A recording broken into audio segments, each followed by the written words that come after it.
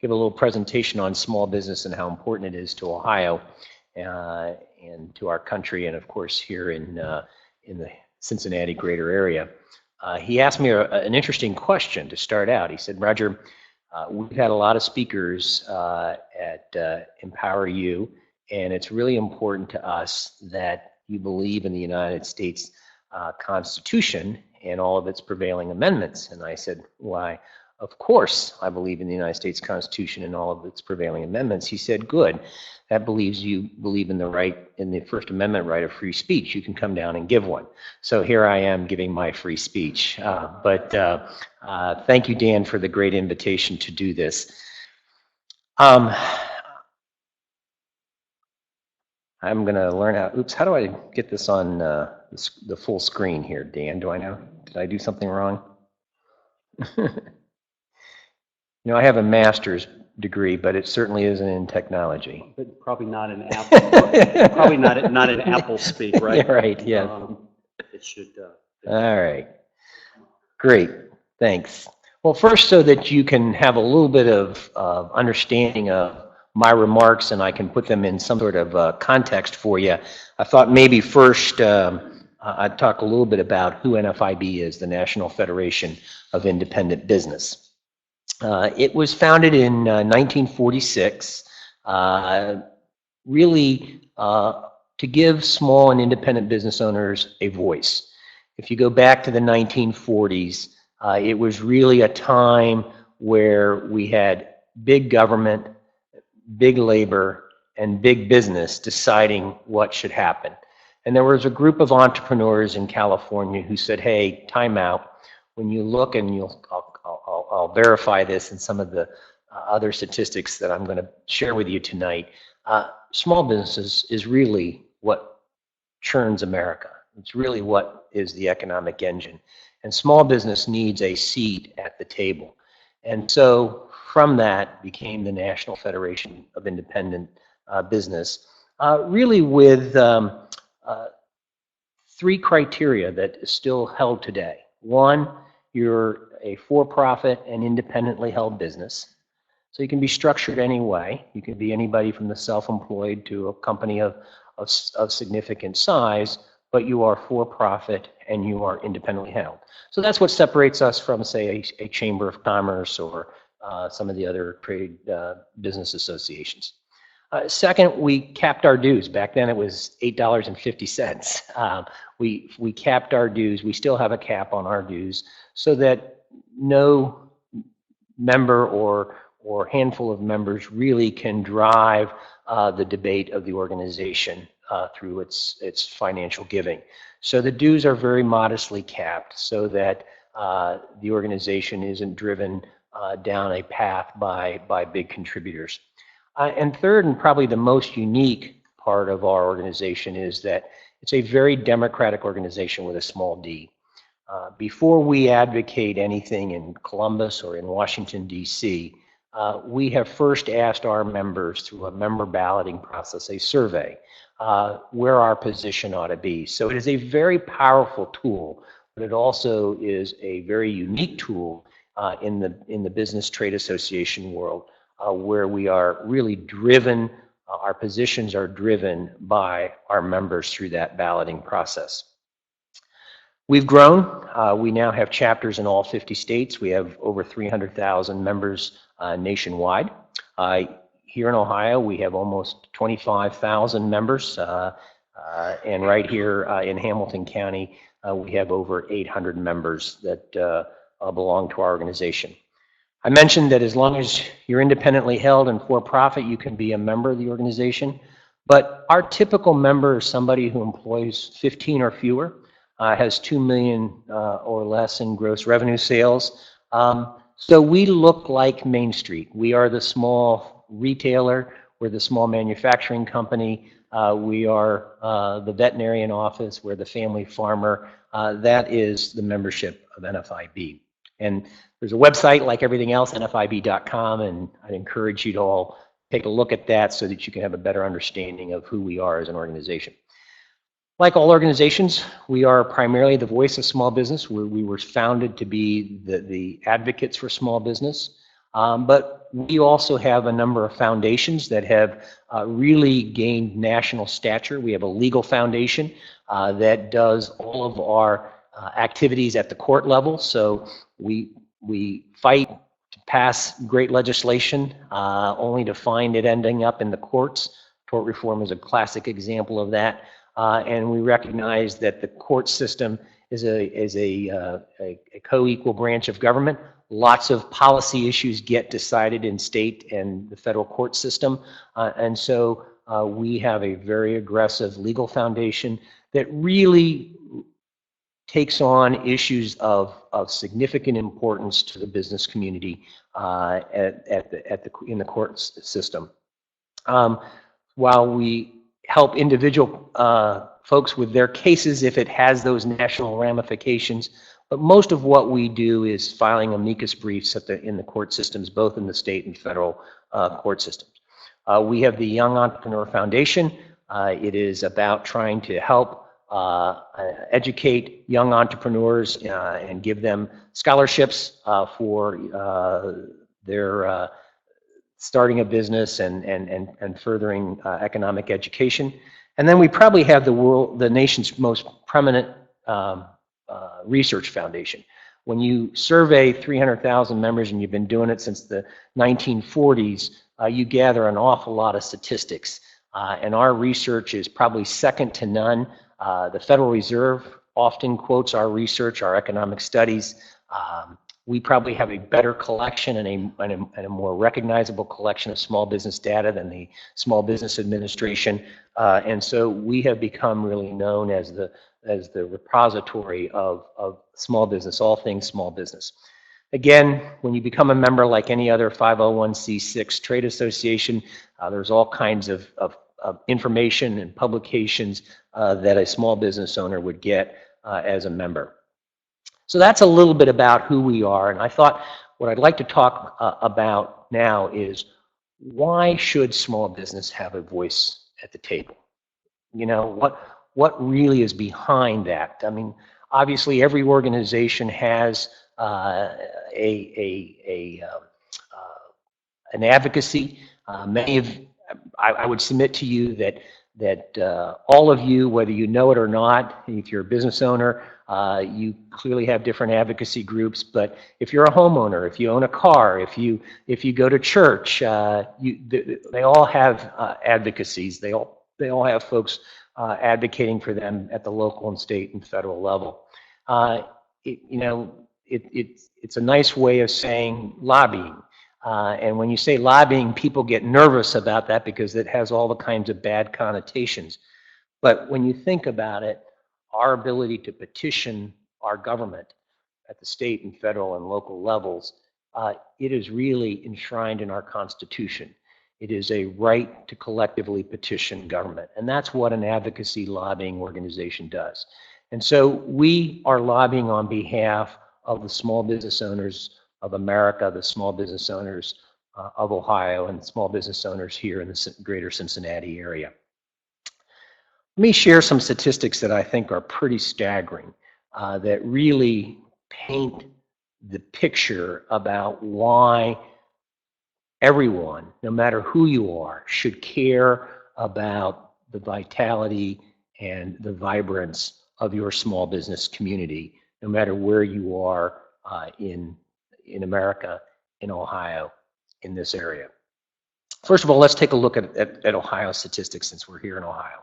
But the percentages I would submit to you would be used across the country. These are the same numbers that would be used if you were looking at us in terms of the entire country, or whether you're looking at us in terms of Hamilton County or Butler County or Claremont County or across the river in Kentucky.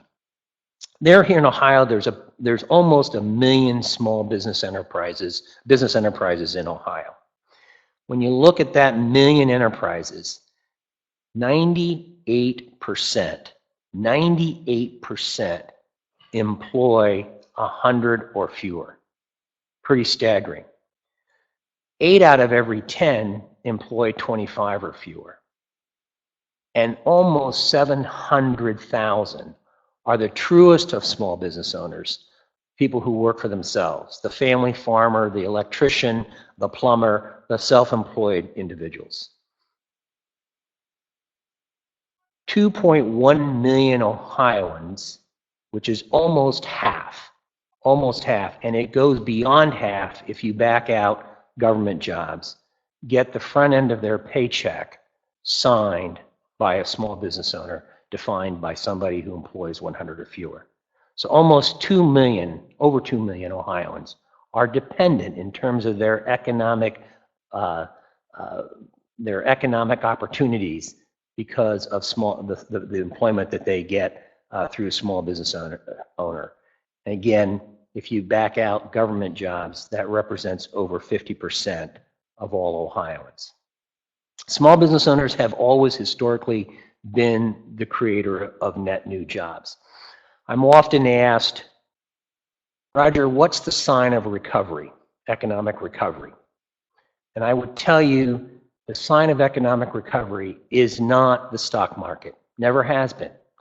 The sign of economic recovery is startup small businesses. And it's logical because when you think of all of those displaced workers from big Fortune 500 companies, they generally don't go back there. So they open up a small bookkeeping office in the extra bedroom. They open up a little welding shop in their garage. That's what happens. And we're just beginning to see, after this great long period of economic downturn, we're just beginning to see some upticks, and we'll talk a little bit about the reasons why as we go through the presentation. Everybody thinks a small business is not involved in international exporting.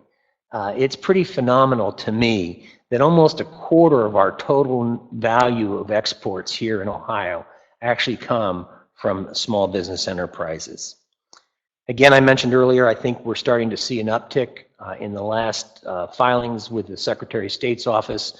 We had almost 100,000 new startup small businesses in 2000 and so far in 2017. And that's an uptick from where we were in 2016. So again, I think most of what we're seeing is some stability, mainly stability coming out of Washington, and we'll talk a little bit about that in the future here. I think Ohio has been pretty solid and has resisted a lot of the headwinds out of Washington over the last decade. But there seems to be a renewance in the idea that maybe we can start a business and, or more importantly, grow an existing business. It's interesting that 3 out of every 4 small business owners are now starting out online as an online service product. I guess that's really the wave of the future. But there are also some other interesting statistics about small business. Small business owners are very committed to their local communities. Small business owners, most small business owners live within 50 miles of where they grew up. They are deeply rooted in their communities.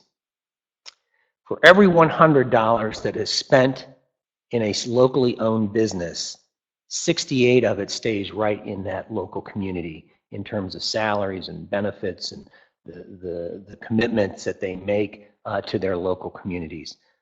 Where if you look at the giant box stores or big businesses, only 43 of those dollars actually stay in the local community. So in terms of folks that are looking to make policy around economic development, think about that. Think about that significance in terms of where your commitment and where your focus really should be.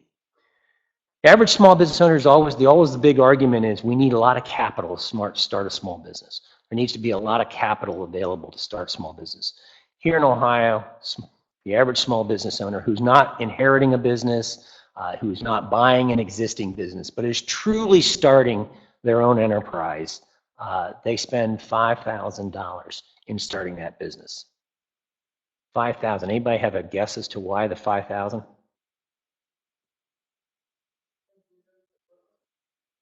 Good. I mean, it's low overhead for a lot of folks. Yeah. the max on their credit card. That's their capital. That's what they get started with when they start their business.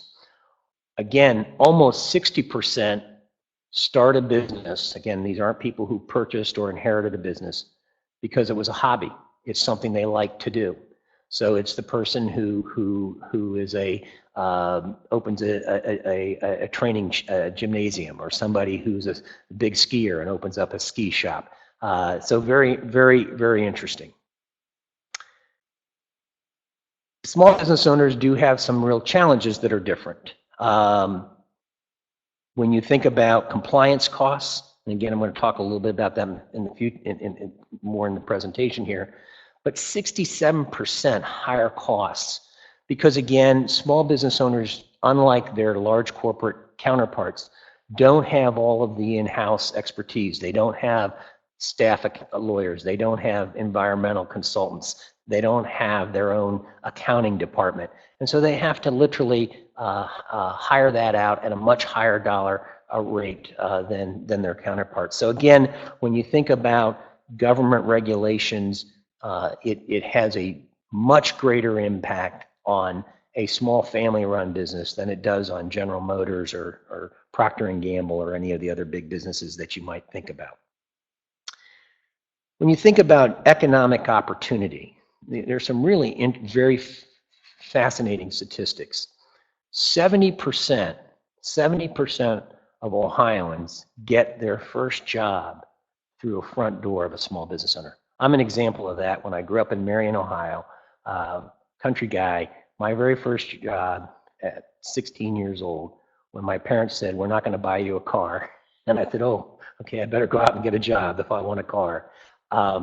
I worked as a waiter in a family-run restaurant. So 70% of Ohioans got their first opportunity at experiencing what it meant to become self-reliant and getting a paycheck through small business owners. When you think about opportunities for women, 1.1 million companies in the United States are women-owned, almost 20%.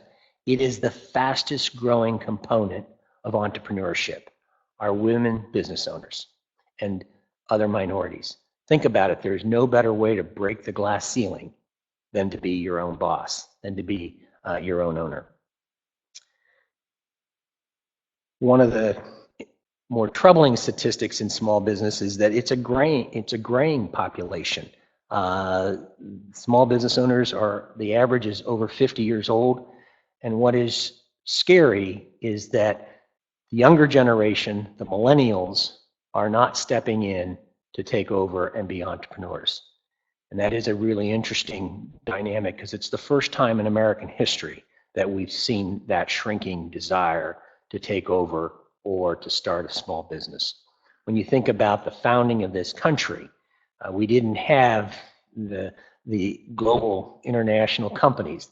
Our founding fathers and mothers were all entrepreneurs. They were lawyers, they were small business retail folks, they were bankers, they were merchants, and so that's always been the fabric of our country.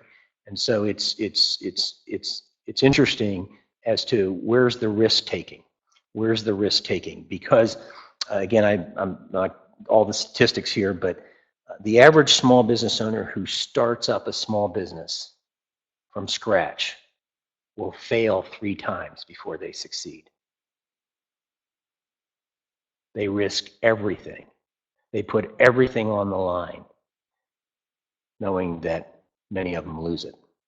And again, I share that because when you think about some of the issues that confront small business owners, thank God there's entrepreneurs out there who still want to do it. When you think of the statistics that I've shared.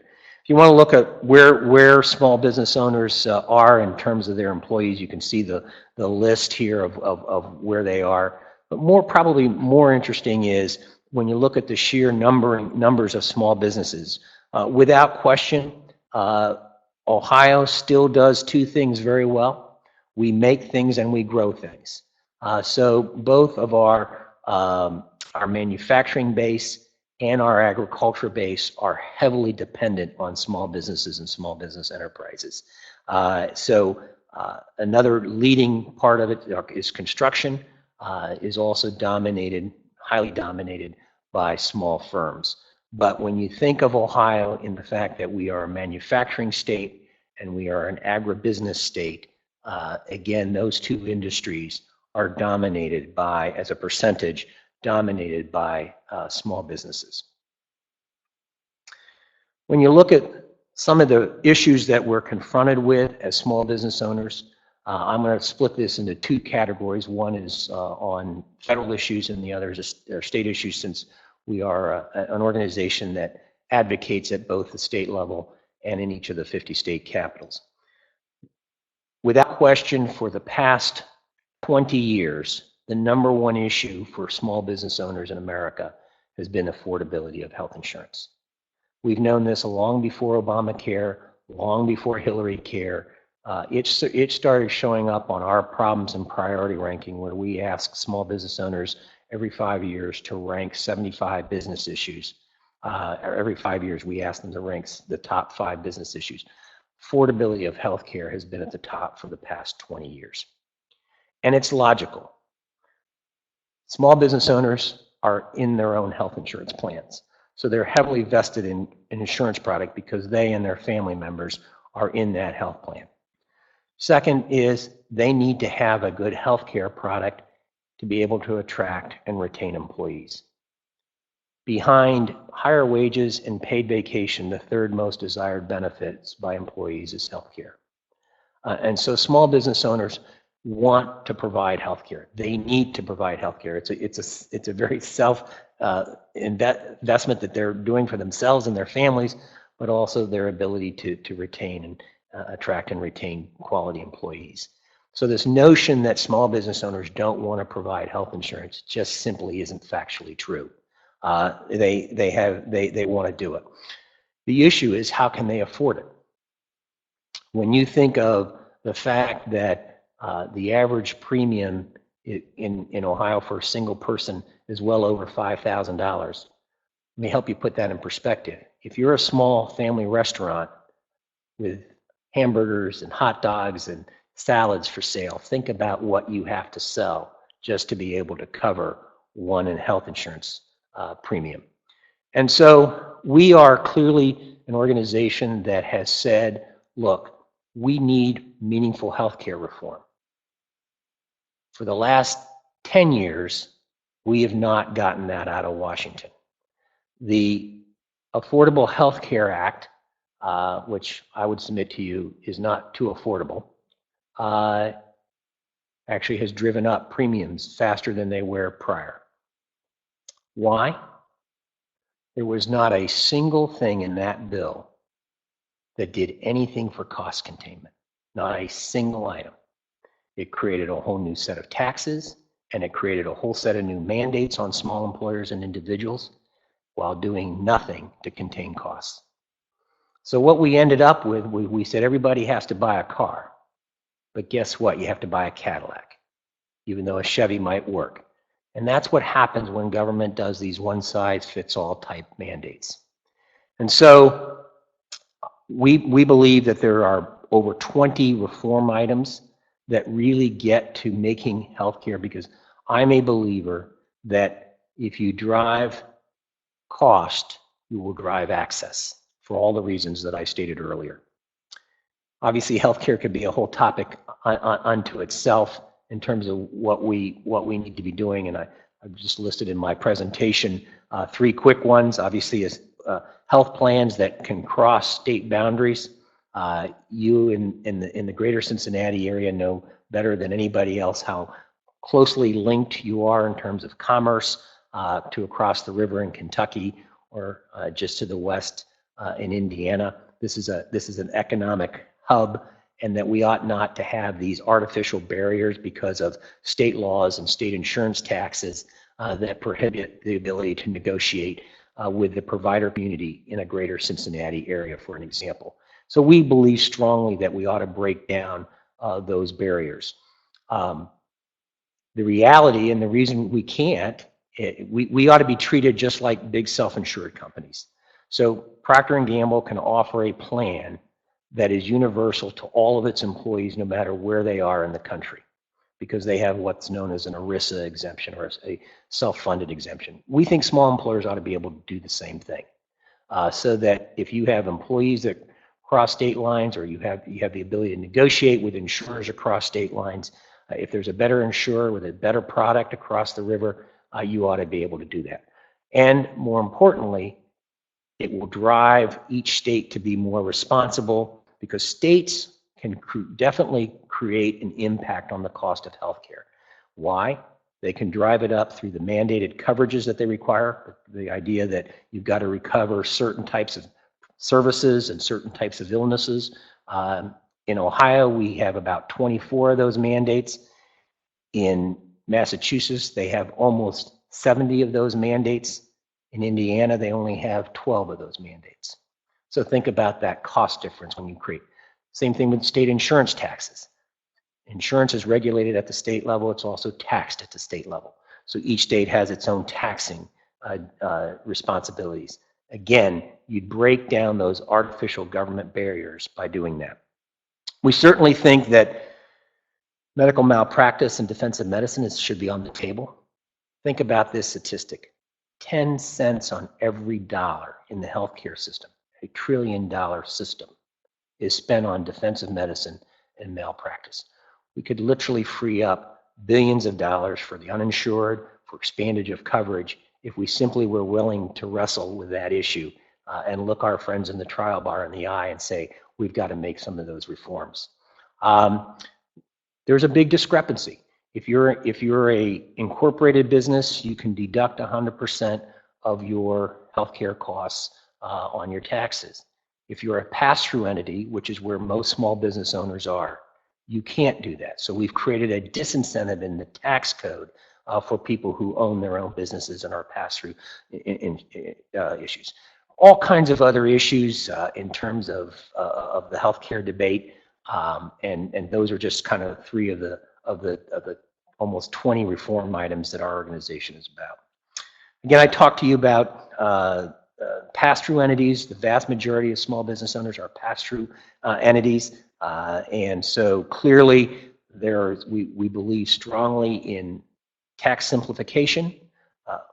I think it's unconscionable that we tax death, the estate tax.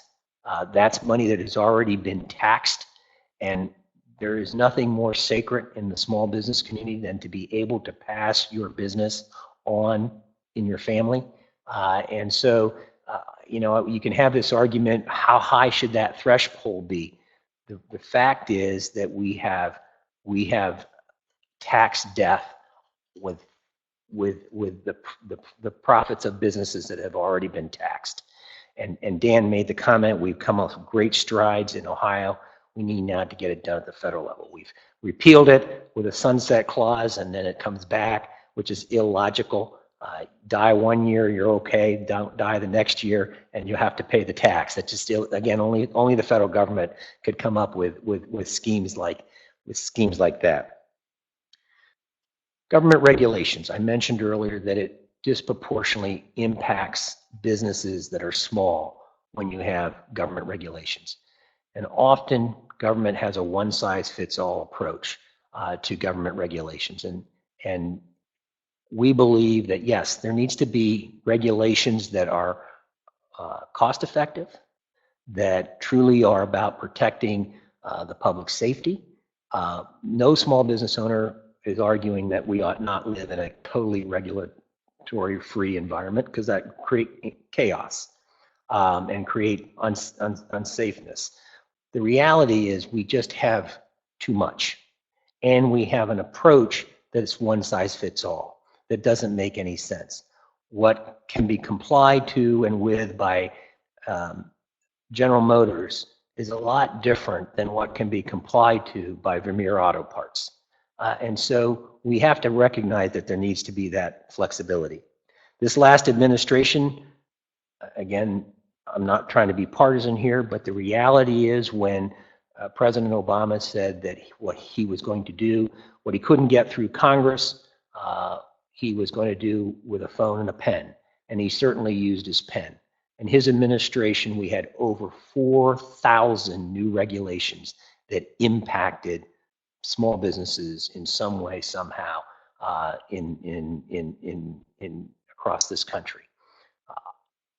My hat's off to the current president, because I think if there's one area of success that he is clearly having in his administration is really repealing a lot of these things. And again, when people are pushing back, but the reality is when you do these kinds of regulations, which really should go through Congress. That's why we elect a Congress, is to have these debates and to have rules and regulations put in. That's our basic structure of governance. Why criticize a president who is simply repealing what a previous president did without seeking legislative authority to do so? So when you do it, you certainly have every right to undo it as the next president.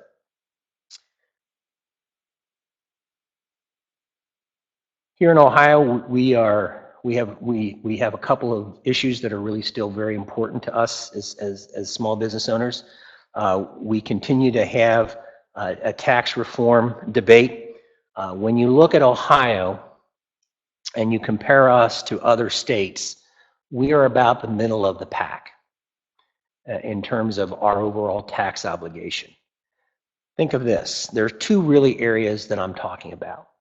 One is state taxes, and the other is local taxes. When you combine the two of those, we go up to almost to the top 10%. If you look at just state taxes by themselves, or if you look at just local tax obligation, we're in the middle of the pack, which is why I was referencing that earlier. But when you combine those two, we are clearly in the top 10%. Why is that important? Well, that's what differentiates us from a Kentucky or an Indiana or from a North Carolina or from a Texas, because we all pay the federal taxes. So what differentiates us is the obligation of both local taxes and state taxes. I think this state has to have an honest discussion about what we're doing in the area of local government. I'll just give you this one statistic to prove my point. In Ohio, we have almost 5,000 taxing jurisdictions. Think about that. Solid waste management districts, library boards, mental health boards, zoo levies. I mean, think about that. 5,000 taxing jurisdictions in this state. We have more taxing jurisdictions than the state of New York. One of the more bluer states. One of the more states that are much more inclined to believe in big government than Ohio. So we have to have an honest discussion about how much do we need. Do we need 600 plus school districts? Do we need as many townships? I'm not saying we don't need some townships, because I'm going to get shot at by at least two people here in the audience. but do we need as many as we have?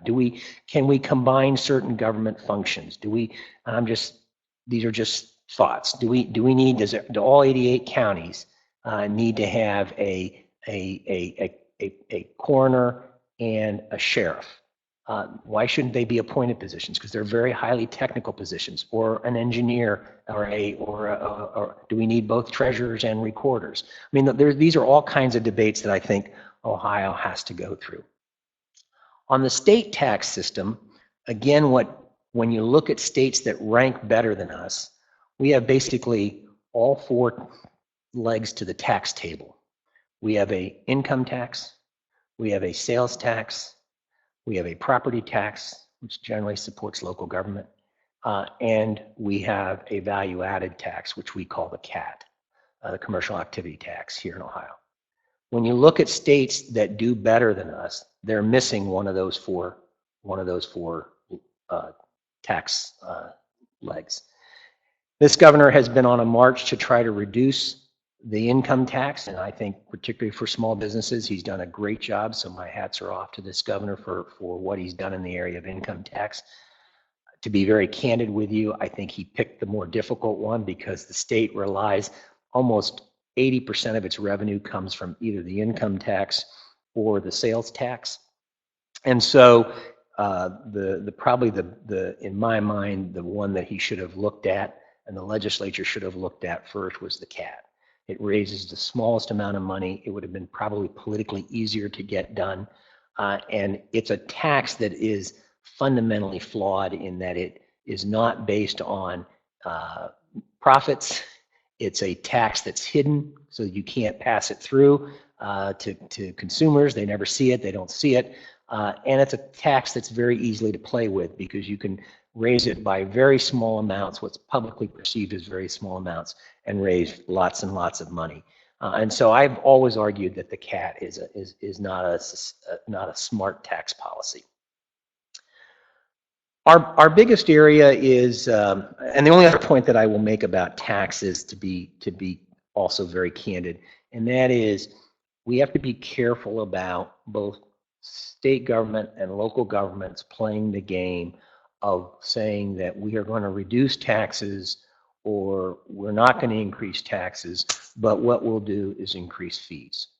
A tax is a fee is a tax. It is just another way of raising revenue, raising money for government. And so often when you see in these great tax reform debates, you see really a tax shift, a shift from paying for the reduction in one tax, but you either increase it through another tax. One of the problems that we did have with this governor, in my bipartisan criticism, trying to reduce the income tax, but at the same time raising the CAT tax and raising the sales tax and raising the severance tax. At the end of the day, it was more of a tax shift than it really was a tax reduction. So we have to, when we talk about tax reductions, we always got to pay attention to are we talking about a true tax reduction or are we talking about a tax shift? When you're talking about tax shift, it's just a different mix of who pays the tax. Our probably number one issue remaining in Ohio is unemployment reform. When we went through the Great Recession, 49 states borrowed from the federal government. What that means is you pay a huge penalty for that. Average prior to borrowing from the federal government was $42 per employee to cover the federal FUTA tax. When we borrowed from the government, from the federal government, that went to $147. It's a big, big difference. Why does it matter now? Because since we came through that, we've paid off the debt like most other states. There's only a handful of states, California and Connecticut are two that have not. We were late, but we did pay it off. But we didn't do anything to reform our system. Most states have reached solvency in their system, meaning they have reformed their system so that in the next economic slowdown, they won't have to borrow from the federal government. The worst thing that could happen to Ohio is for us not to reform the system, have an economic downturn, which will happen, it's all cyclical, and we now be in the minority of states in such great company as California, Connecticut, the Virgin Islands. We can't be in that position. All of our surrounding states have reached solvency. How do we reach solvency? We can't cut our way out from benefits, and we can't raise more tax revenue and be economically viable. So we have to do a balance. We'll have to probably raise the taxable wage base in Ohio. We're relatively low, so we have to raise that. But we also need to have some benefit cuts. We need to have a benefit freeze until we reach solvency. We have to reduce the maximum number of weeks. Right now, you can receive up to 26 weeks. That's 6 months. It's a half a year that you can receive. We need to reduce that to 20 weeks. Certain parts of the labor community bellyache because they talk about seasonal employment and all of that. The challenge is if Michigan can reduce theirs to 20 weeks, they don't have any colder winters than we do, and so we need to do that. The last area is workers' comp reform. Yes, I'd like to ask a quick question on the unemployment. Right. Years ago, you had to prove that you were unjustly separated from your job.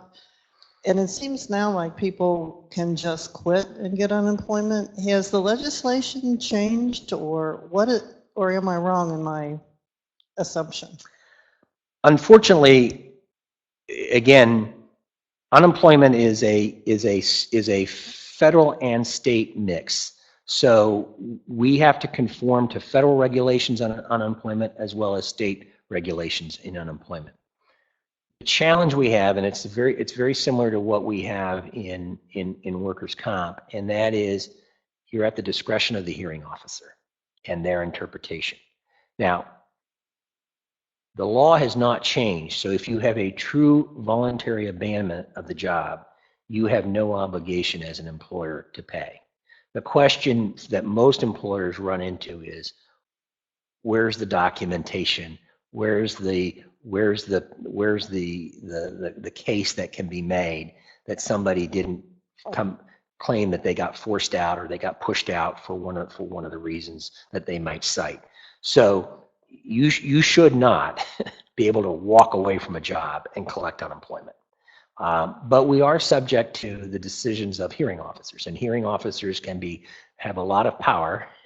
They also tend to be unionized jobs, state public employee unionized jobs, which is something that we've argued if you're going to be in that adjudicating role, both in the workers' comp system and in the unemployment system, you probably shouldn't be, because I think that naturally bias you. But again, I need to know you'd have to look at the fact pattern, but to specifically answer your question, nobody should be able to just walk away. Can you make up a lot of easy excuses? Yes. So we believe very strongly that the window is closing to get unemployment fixed and to keep Ohio competitive. We cannot wait until we have a crisis, because we'll be too far behind the 8 ball if that happens. And so our singular focus as an organization, along with the other mainline business groups, is we've got to get unemployment fixed, and it has to be a balance. It has to be a balance in taxable wage base increases, but also on benefit reductions. The biggest benefit reduction that we think is an outlier in Ohio, we are one of 6 states out of 50 who offer dependency coverage. Meaning that if you have 2 employees doing the same job, have the same wage, and they both are laid off, if one has kids and the other doesn't have kids, that dramatically changes how much they receive. That's not an employment issue. It's not an employment issue. And again, we're an outlier in the fact that we have this. We're one of only 6 states that have it. So we believe strongly that unemployment wasn't about your family life choices. It was about the job and what you got paid and what you're entitled to as an average weekly wage for that position. Quite frankly, it's also unfair. Why should somebody who has multiple family members be paid differently than somebody who doesn't? So if I were the employees, I'd be looking at as an unfairness in the system too. So those are our big fight here is with organized labor, no secret. But our hope is that we were promised it would get done at the end of last session. We were promised it would get done as part of the budget. So we're still knocking on the door. The last area, let me just, on one other thing on unemployment, let me just mention that labor is throwing a red herring out there by saying, we don't want you to freeze benefits. We don't want you to change weeks, and we don't want you to do away with dependency coverage. And guess what we'll do? We will assess an employee tax. So their whole solution, number one, is about raising revenue. It's all about raising money to solve the problem. Here's the problem with that scenario from our perspective. Number one, employees are going to pay a very, very small percentage. I mean, they're not going to be paying 25% or 50%. They're going to be, there's only 2 states that have done this, Pennsylvania and Alaska, and they pay like 0.01%. What labor's real agenda there is to get to the bargaining table in the future and say, because employees are paying into the system, we have more rights to say, and we have more discussion to say about what ought to be part of reforms. So that's the real motivation. The other thing that I think is probably a non-starter in the Ohio General Assembly is it will be perceived as a tax increase, because it is. It'll be a new tax. And the third problem with it is the vast majority of Ohioans who will pay that tax either will ever, A, never use it. 70% of Ohioans never use it. And we have almost 50% of the workforce who's not even eligible for it. And yet you're going to tax them. So it's a real red herring that's being offered by organized labor. The last real area of concern is workers' comp reform. Ohio is lucky enough to be one of 4 states left that has a monopolistic system. So unless you're one of the largest employers in Ohio, the 80 largest employers in Ohio who can self-insure, 260,000 small business owners have their workers' comp insurance provided to them by the Ohio Bureau of Workers' Compensation. And it has been that way since the early 1900s. It's a constitutional provision, so it would probably take a change in the Ohio Constitution to truly privatize our system. Would we like to get to privatization? Absolutely. But we would argue that we need to fix the system first. The last state to move from a monopolistic system of the state was West Virginia. They failed to reform their system, so one insurance carrier moved in. So until we reform our system in Ohio and make it really competitive with what's going on around the country, I argue that we need to have our fight with labor to fix that. We tried. Many of you might remember that we had a major package that was passed in the 1990s when then Governor George Voinovich called it the silent jobs killer of Ohio. We passed 12 items of reform. As you know, labor took that to referendum. We got our hats handed to us in referendum for lots of reasons. But the reality is those 12 items still exist. Well, 10 of them do. It's taken 20 years. The legislature in 20 years has had the guts to pass the two most non-controversial, reducing the statute of limitations from 6 years down to 1 year, dealing with subrogation, meaning that if you have a third party involved, you can settle with that third party, so it doesn't hit your own experience. Particularly important to people who have vehicles on the road. But we still have 10 other major items in workers' comp. And I would submit to you that, no, we shouldn't do it all in one big package so it can be referendumed again. But until we do that, I don't know that we are a state that is equipped or ready to privatize and be a very robust workers' comp insurance state until we do that. So those are kind of our big areas. Let me just leave, and then I'll be happy to take any questions on either what I talked about or anything else that might have on your mind. Our organization, those of you that are getting ready to vote tomorrow, we did take a position. Our state board and our members both weighed in on state issue 2. We did not weigh in on state issue 1, but state issue 2, which is the drug pricing issue. Been obviously a huge airwave battle. It's become the most expensive statewide issue ever in Ohio. Over $50 million has been spent on that. Here's fundamentally a couple things that I at least will submit to you to think about when you vote on that tomorrow. Number one, philosophically, show me an example where government price fixing has worked. So this is really an issue of government price fixing in the pharmaceuticals. Now, does the pharmaceutical industry need some reform? Absolutely. But fixing it is price fixing it is probably not the solution. Second is, all of this fuss is only about government sponsored plans, Medicaid, Medicare, the public employee system. It's not about private insurance. So here's the danger.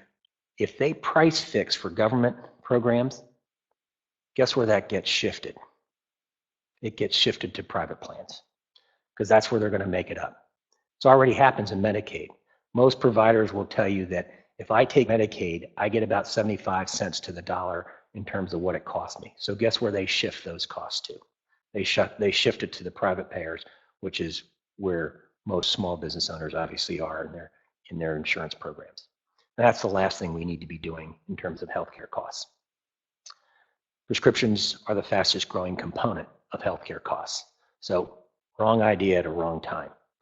Third, and this is probably more philosophical than on the merits of the issue, but this is now the third time we've seen out-of-state interests, in this case, one individual from California, coming into Ohio and trying to usurp our constitutional process to create amendments that enrich one individual or a handful of people. We saw that with the marijuana thing.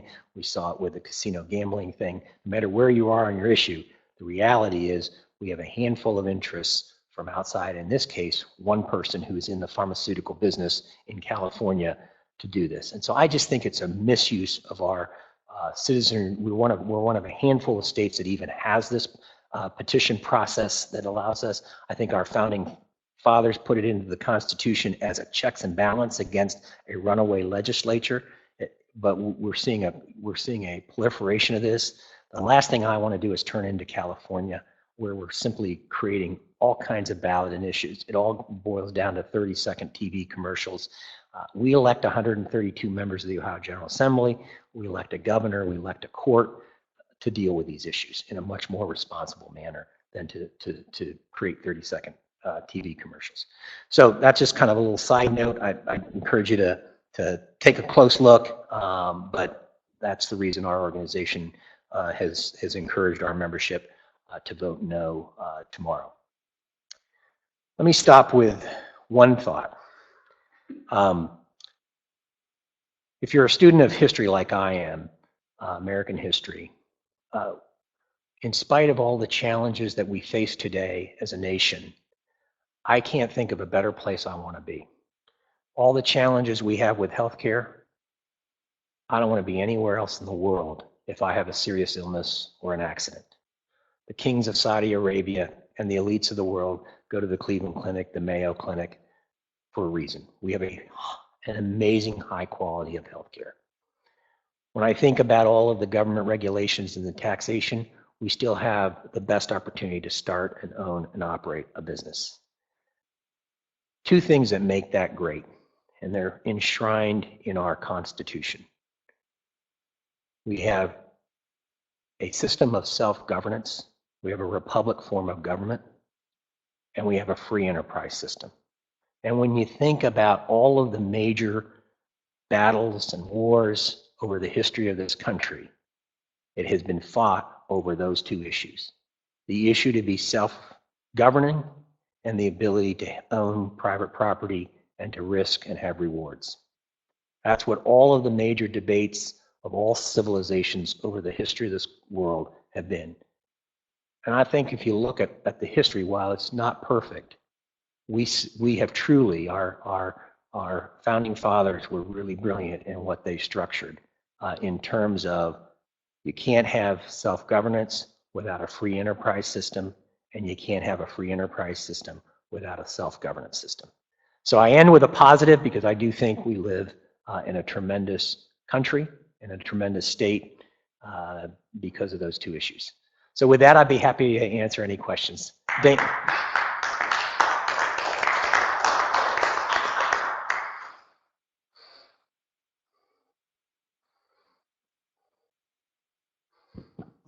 Roger, did I hear you say that a majority of the tax when Kasich first came in, it was really just tax shifting, no, not really any tax reduction, hardly at all? Let me put it this way. You raise taxes to fund the budget, right? In the Voinovich proposal, in the Kasich proposal, the last budget that he proposed, now the legislature changed this, but when he first proposed the budget, with a significant reduction in the income tax, but an increase in the sales tax, an increase in the CAT tax, and a major increase in the severance tax, which if you're east of Columbus, if you're on the east side of the state, that's a big deal because that's tax on oil and gas and coal, which is their lifeblood over there. and a very economically depressed part of our state. When you looked at all of that in a $80+ billion biennial budget, we had a net reduction of $500 million. 80 billion, and all of that tax hoopla meant we spent less than 500 million. That's pennies to the dollar. So that's the challenge. That was the shift.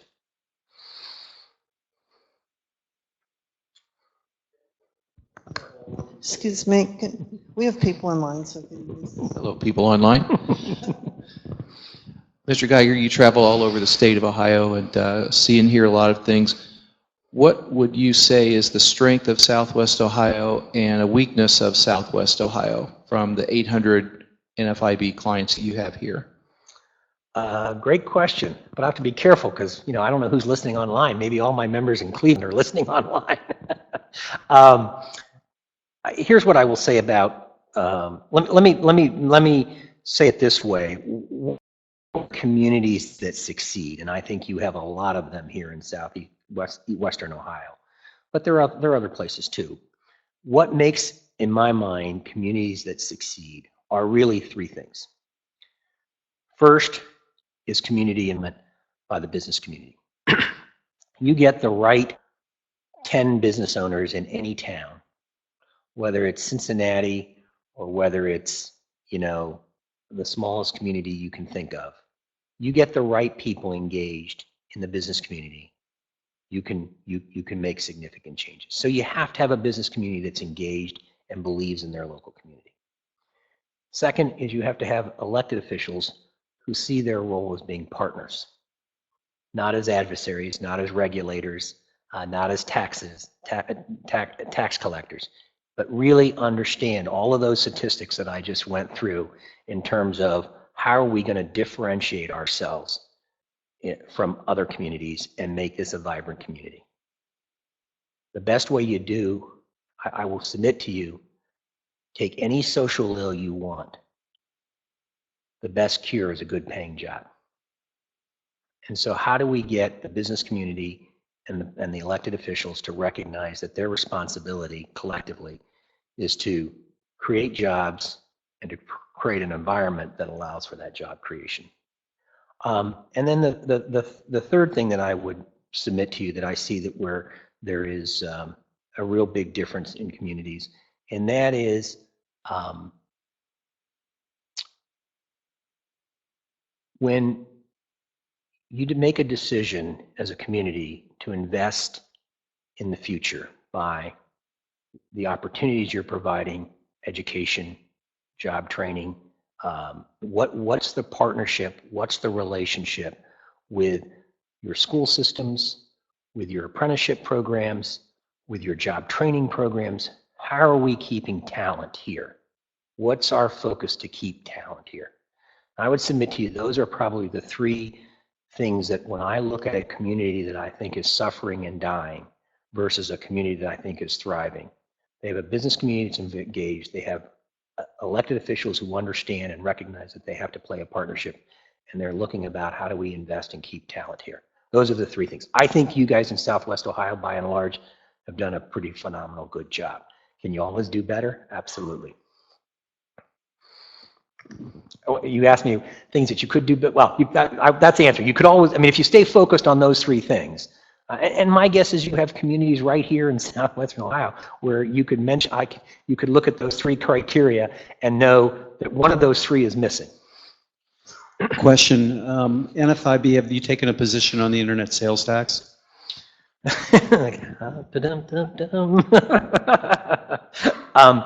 Because, Dan, as I mentioned earlier, that we have a process of member balloting. We have consistently balloted that question over the years, and we get a divide. If you are in the retail business and a brick and mortar shop, you find it a very unfair, an unfair level playing field. If you're not in that, which is a lot of our membership, you have this sense that it's just another government grab for more revenue, and it's another tax. So we have this split. I am actually NFIB's representative on the Streamlined Sales Tax Compact Business Advisory Council. There are 15 states that have created a compact. Ohio is one of them. And they have a business advisory that meets 4 times a year, and I'm the NFIB representative there. So while we do not have a specific position on internet sales tax collection, we have been extremely vocal about 2 sub-issues. One is the whole issue of, do you pay the tax at the point of origin here, or do you have to try to figure out what are the 10,000 taxing jurisdictions of where you send it to? So it's the old issue of origin-based sourcing or destination-based sourcing. We believe very strongly that you ought to have the ability to pay the tax here in your local community and not have to figure out how to send, because you sell one item, you have to figure out how to sell it, pay that tax in Honolulu or, Des Moines or wherever. So that's the second. Is we believe very strongly that if you're going to be the tax collector for the state or states in this case, then you ought to be reimbursed through a vendor's comp for that. And we believe that ought to be at least 1%. So those are the 2 sub-issues within the internet sales tax that we believe very strongly in origin-based sourcing, that you ought to, Ohio is an origin-based state, that you ought to be able to pay that tax in the community that you reside in. And second is that we ought to have a fair vendor's comp for collecting the sales tax. But when we have balloted our members, it is really a split between retailers, and I get it, I mean, I understand it, who are seeing somebody come in, play with an item, look at an item, hold an item up, and then they walk out the door and order it online. That's a problem. But there's also an argument on the other side from a lot of our members that it's a new tax. Are there any other questions? Do you want to close? Well, I want to thank our speaker tonight. I think he's been phenomenal. Thanks. Give him a round of applause. Thank you very much. Thank you. Thank you. And don't forget to pick up our calendar on the way out, and we hope to see you at some more of our events. Thank you.